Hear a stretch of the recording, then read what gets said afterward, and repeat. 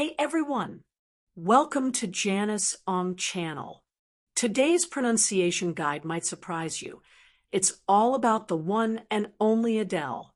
Now you might be thinking, wait, isn't it just Adele? And yes, for the most part, that's right.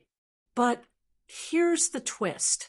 Adele recently revealed in an interview that the real pronunciation, the way her hometown in Tottenham says it, is actually a bit different.